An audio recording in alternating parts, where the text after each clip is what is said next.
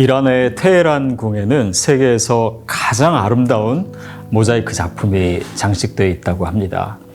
그 모자이크는 천장과 벽에 다이아몬드처럼 다방면으로 찬란한 빛을 발산하고 있다고 하는데요. 테헤란 궁을 설계할 때 원래는 벽에도 또 천장에도 큰 거울 조각들을 붙일 계획이었는데 프랑스 파리에서 주문한 거울들이 도착한 상자를 열어보니 온통 산산조각이 나 있었다고 합니다. 운반 책임자가 건축가에게 죄송하다며 경위를 사실대로 솔직히 털어놓자 화를 낼 줄 알았던 건축가가 뜻밖에도 깨진 조각을 모두 가져오라고 했습니다. 그리고 그는 깨진 조각을 더욱 작은 크기로 부수었고 그 후에 그 조각들을 일일이 벽과 천장에 붙였습니다. 그러자 그 깨진 거울 조각들은 제각각 반짝이는 다이아몬드처럼 빛을 발하는 모자이크로 완성되었다고 합니다.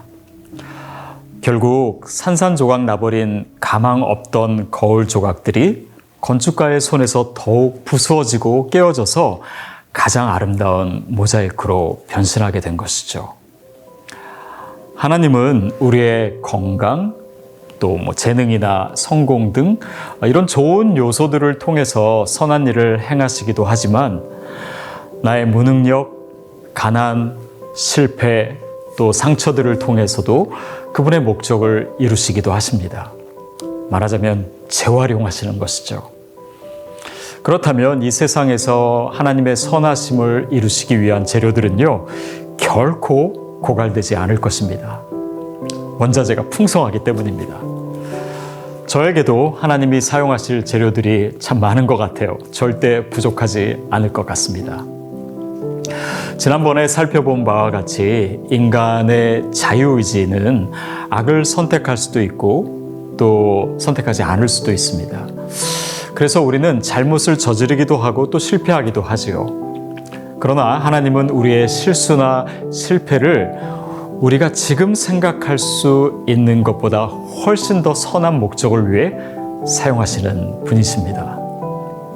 비행기 사고가 나고 건물이 붕괴되고 폭력으로 사람이 죽기도 하고 과연 이런 일들이 하나님이 의도하신 것일까요? 사랑하시고 의로우신 하나님의 속성과 맞지 않는 일들이 세상에 참 많이 일어납니다. 성경에 요셉이라고 하는 사람이 있습니다. 그는 특별히 잘못한 것이 별로 없고 또 신실하게 살았음에도 불구하고 그의 삶에는 이해하지 못할 고난들이 참 많았습니다. 형들에게 미움을 받고 또 미디안 상인에게 팔려서 애굽에 가서 종살이를 했습니다. 거기서 충성되이 주인을 섬겼지만 결국 누명을 쓰고 오랜 동안 감옥살이를 하게 되죠. 하나님의 속성으로 보면 분명 그분은 요셉이 그런 고난 가운데 있는 것을 원하시지 않으셨을 겁니다. 하지만 질투심이 가득한 형들, 또 장사 속만 차리는 상인들, 유혹하는 여인, 그 세상의 타락과 악은 그로 감옥에 갇히게 했습니다. 요셉의 입장에서 보면 이해하기 어려웠을 것입니다. 그러나 그런 상황 속에서도 하나님의 계획은 계속 진행되었습니다. 요셉은 결국 애굽의 총리가 되었고 하나님은 그를 많은 사람들을 가뭄과 기근으로부터 구하는 위대한 사람으로 세워주셨습니다. 바람이 붑니다. 우리가 그것을 부분적으로 막을 수는 있을지 모르지만 그 공기의 큰 이동을 막을 수는 없습니다. 하나님의 궁극적인 뜻은 어떤 장애물도 막을 수 없는 것이죠. 인간 역사 속에서 이해할 수 없는 고난이나 악의 영향력은 종종 우리의 삶의 역경과 어려움이 됩니다. 그렇지만 그런 장애물들은 하나님의 뜻을 이루는 데 있어서 방해가 되지 못하고 오히려 선용되기도 합니다. 크리스천들은 인류의 역사를 창조, 타락, 구속의 이야기로 이해합니다.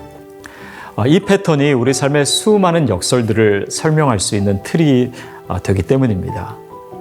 하나님은 우리에게 좋은 것을 주시기를 원하십니다. 그러나 우리는 죄악과 불법으로 가득 찬 세상에 살고 있기에 우리의 삶에서 하나님의 뜻이 이루어지는 그 과정 속에서 고통과 빈곤과 슬픔을 경험하게 됩니다. 그렇지만 하나님께서는 그런 환경마저도 당신의 목적을 위해서 사용하십니다. 어떤 조각가가 커다란 대리석 덩이를 놓고 망치와 정으로 열심히 작업하고 있었습니다. 그를 지켜보고 있던 한 어린 소녀는 여기저기 떨어지는 크고 작은 돌조각밖에 볼 수가 없었습니다. 몇 주 후에 대리석이 서 있던 자리에 크고 힘센 멋있는 사자가 앉아 있었습니다. 소녀는 흥분해서 조각가에게 달려가서 이야기합니다. 선생님, 대리석 속에 사자가 있는 걸 어떻게 하셨어요? 우리 인생에 있어 매우 중요한 질문입니다. 불필요한 것들, 깨지고 떨어지는 것을 보는가? 아니면 이루어져가는 위대한 작품을 보고 있는가? 믿음의 삶이란 조각의 거장이신 하나님의 작업에 주의 깊게 주목하는 것입니다.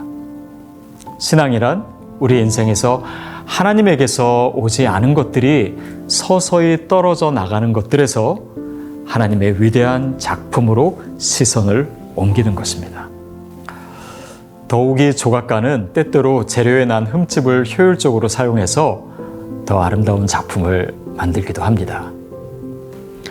조각가도 그렇게 하는데 천지를 만드시고 다스리시는 하나님께서 당신의 선한 목적을 이루시기 위해 좋지 않아 보이는 요소들을 재료로 사용하신다는 것은 그렇게 놀라운 사실이 아닙니다.